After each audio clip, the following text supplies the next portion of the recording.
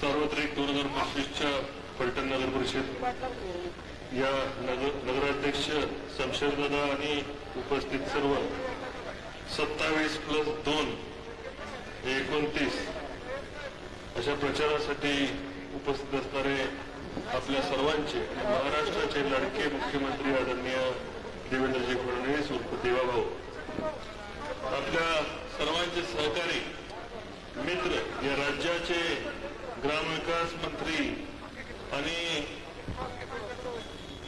फलटणचा एक आधारस्तंभ आदरणीय जयाभाऊ,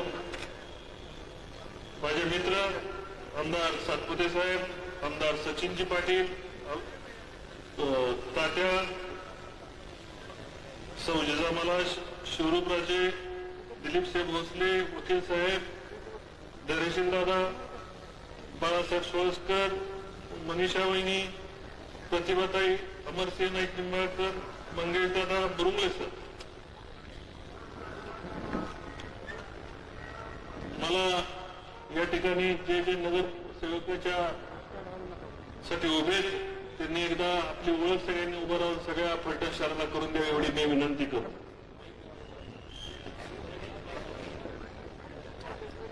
किंवा उभं राहून द्या, फक्त उभा राहिला तरी चिकार झालं, सगळ्याला नावं माहिती.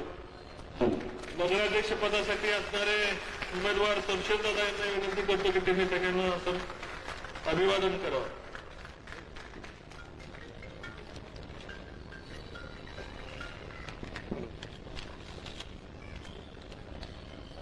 साहेब, हे 30 वर्षानंतरच्या फलटणमध्ये परिवर्तन होत आहे.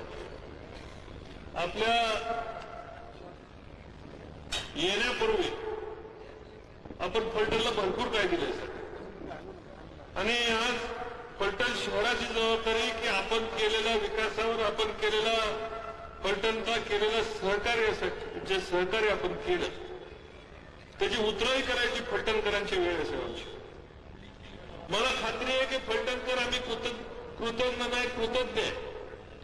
ज्या ताकदीने आपण कुणाची न पर्वा करता आपण नीरा देवकर फलटणला दिली. आज नीरा देवकरचं काम फलटणच्या सुरुवातीपासून फलटणच्या टोकापर्यंत चाललंय.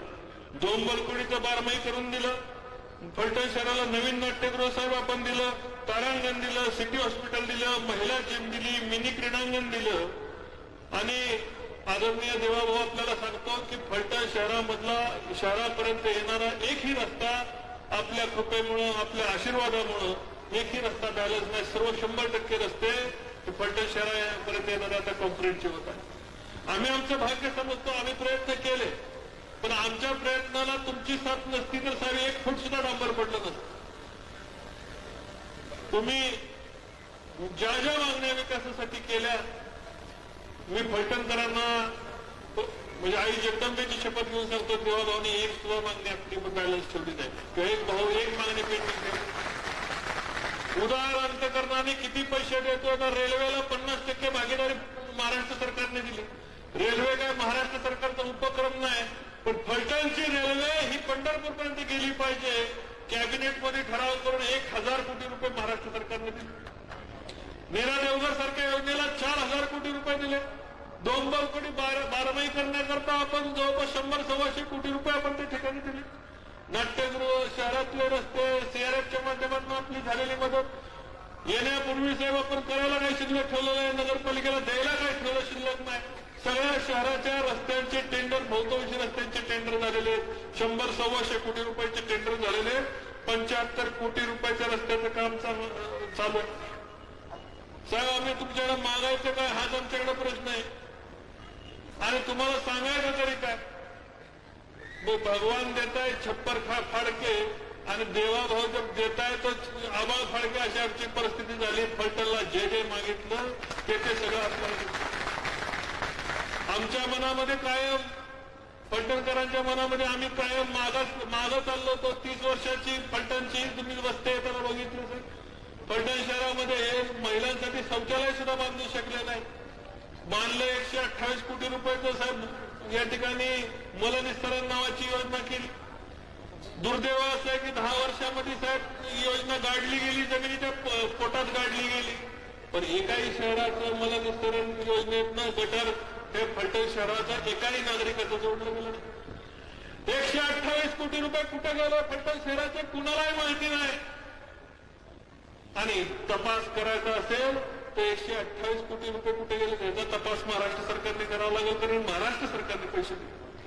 नुसतं हे दिवस झालं नाही साहेब, आपण आरटीओ ऑफिस दिलं, प्रशासकीय भवन या ठिकाणी महसूल कर्मचारी वेगळ्या ठिकाणी, तहसीलदार वेगळ्या इमारतीत, प्रांत वेगळ्या इमारतीत, आणि नव्याने येणारे ऍडिशनल कलेक्टर आता कुठं बसायचे म्हणून आपल्याला मागणी केली होती. 100 कोटी रुपयाची मागणी केली साहेब, आपल्या 18 कोटी रुपयाचा पहिला हप्ता झाला, आता टेंडर झाला ना, आता प्रशासकीय भवनचं काम चालू होतं. एअर कंडिशन असं तलाठ्यांना बसण्याकरता या ठिकाणी एअर कंडिशन महसूल भवन आपण 10 कोटी रुपये अतिरिक्त दिले. पोलीस स्टेशनच्या इमारतीने साहेब आपल्याला दाखवल्या, अतिशय सुसज्ज असे फ्लॅट या ठिकाणी कॉन्स्टेबलला लोकांना बसण्यासाठी 2-2 पोलीस स्टेशन, शहर आणि ग्रामीण. माझं वाठार पोलीस स्टेशन उत्तर कोरेगावचं, तिन्ही पोलीस स्टेशन आपण 2 वर्षापूर्वी पालखीला आल्यावर भूमिपूजन केलं होतं. आज पोलीस स्टेशनची उद्घाटन मागच्या वेळेस केलं. शहरामध्ये एक रिंग रोड आपल्याला मिळालेला आहे. रिंग रोड पूर्ण करण्याकरता आपल्याला आज आम्ही मागणी करत आहे की शहराचा रिंग रोड पूर्ण झाला तर शहरामधून हेवी वाहतूक जाते, मोठ्या गाड्या शहरामधून जातात, त्याच्यामुळे धूळ रस्त्यांचं नुकसान होतं. ते टाळण्यासाठी आम्हाला शहराला रिंग रोड देतो.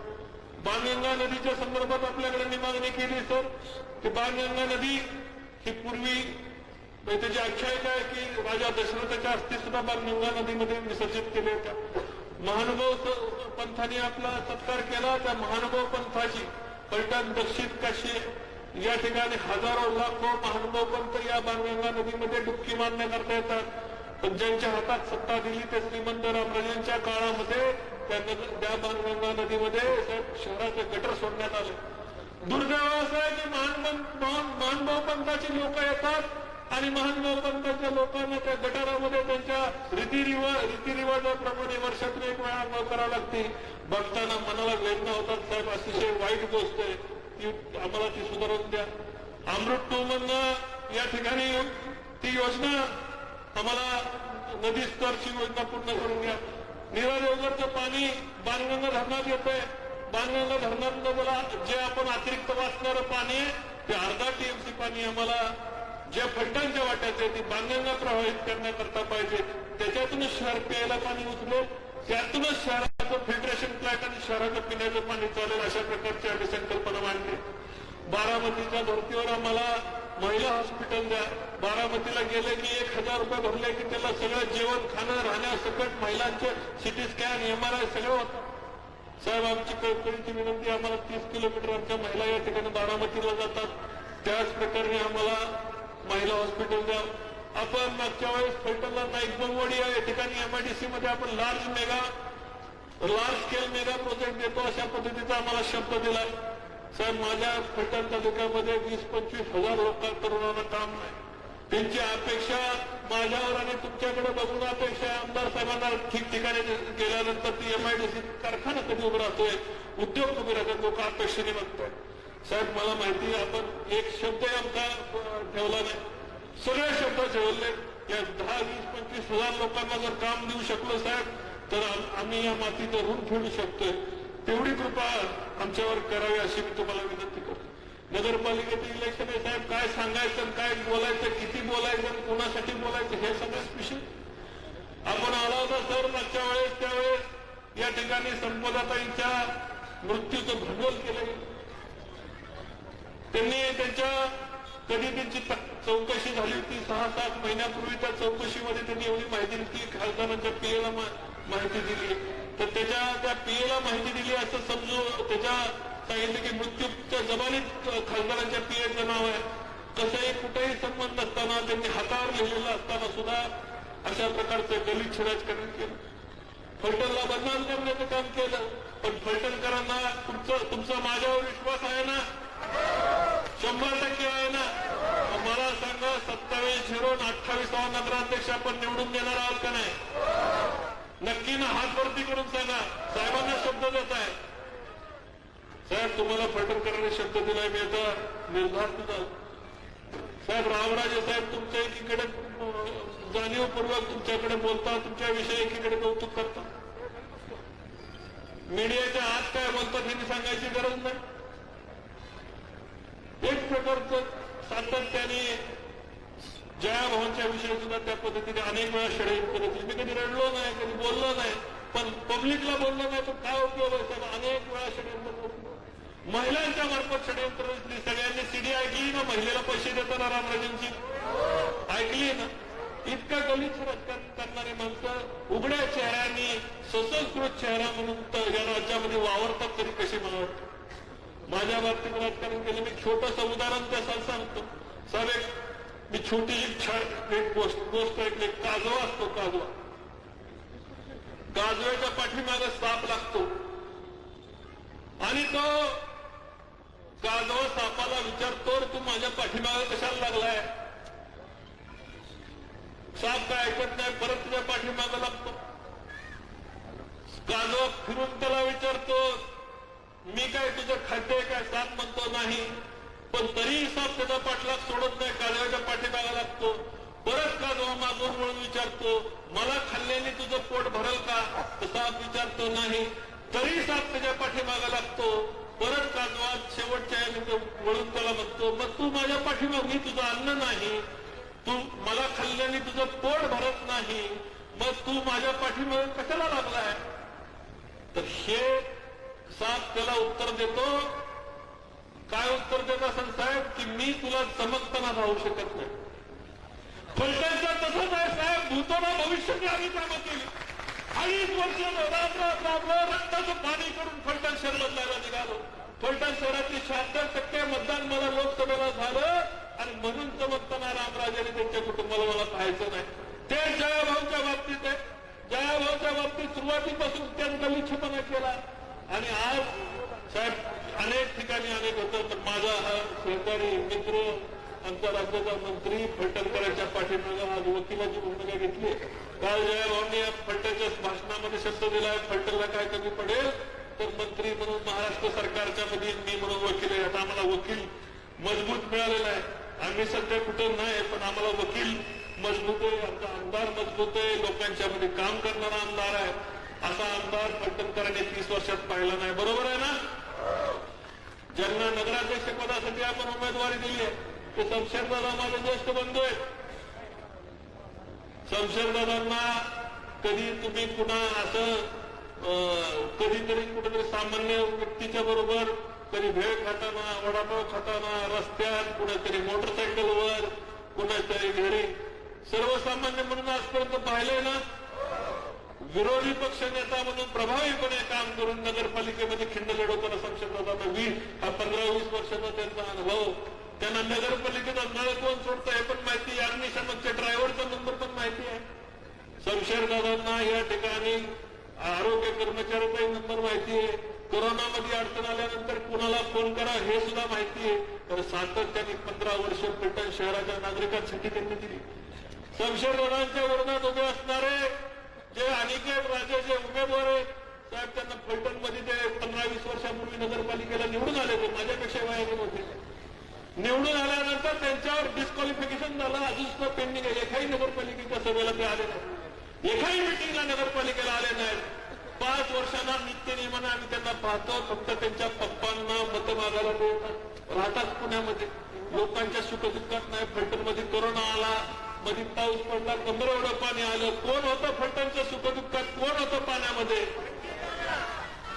ही माणसं कोरोनामध्ये नाही, दुःखात नाही, डेंग्यू आला तरी नाही. फलटण शहरामध्ये प्रचंड खड्डे झाले, महिलांच्या अडचणी, गटारांच्या अडचणी. हे त्यांच्या पप्पांच्या ताब्यात रामराजे सुद्धा नगराध्यक्ष होते, त्यांचे भाऊ नगराध्यक्ष होते, हे नगरसेवक होते. 30 वर्षामध्ये ही कुटुंब कधी लोकांच्या सुखदुःखात पोहोचलं नाही. आणि आता यांना फलटणची नगरपालिका काय माहित नाही. फलटणला नगरपालिकेला फॉर्म भरलाय आणि ते म्हणतात फलटणची महानगरपालिका. अशा प्रकारचा एक तुम्ही दिल्लीत पप्पू पाहताना आमच्या फलटणला एक अशा प्रकारचा पप्पू आहे. आता करायचं काय. अशा पप्पूचं मला खात्री आहे की थोडं कमी पडतं आपण डिपॉझिट घालवायला, थोडं. कारण मी बोलतो तेव्हा खात्री समोर बोलतो, साहेबांच्या समोर बोलतोय, साक्षीने बोलतोय, चुकीचं बोलणार नाही. थोडंसं कमी डिपॉझिट घालवायला आपण ताकद लावली. फलटण शहराने ठरवलं की ही कुणाला गाडीवर बसवण्याची वारसाची निवडणूक नाही. की माझ्या फलटण काय कोणाचा सातबारा नाही येऊन लगेच वहिवाट घालावी. फलटण शहराच्या सामान्य लोकांच्या, गोरगरीब, वडीलधाऱ्या, ज्येष्ठ युवतींच्या अडचणी सोडवण्यासाठी, व्यापाऱ्यांच्या अडचणी सोडवण्यासाठी इथं रिक्षावाल्यापासून वडापाववाल्यापर्यंत लोकांच्या अडचणी सोडण्यासाठी ही निवडणूक आहे. नगरपालिकेमध्ये प्रशासक, नगराध्यक्ष म्हणून सर्वसामान्यांच्या, गोरगरिबांच्या, दीनदुबळ्यांच्या अडचणी सोडवण्यासाठी निवडणूक आहे. कुणाला डोक्यावर ताज देण्यासाठी, राजा महाराजा म्हणून निवडणूक करण्यासाठी ही निवडणूक नाहीये. मला ही निवडणूक सर्वसामान्य जनतेसाठी. माझी तुम्हाला हात जोडून कळकळीची विनंती आहे.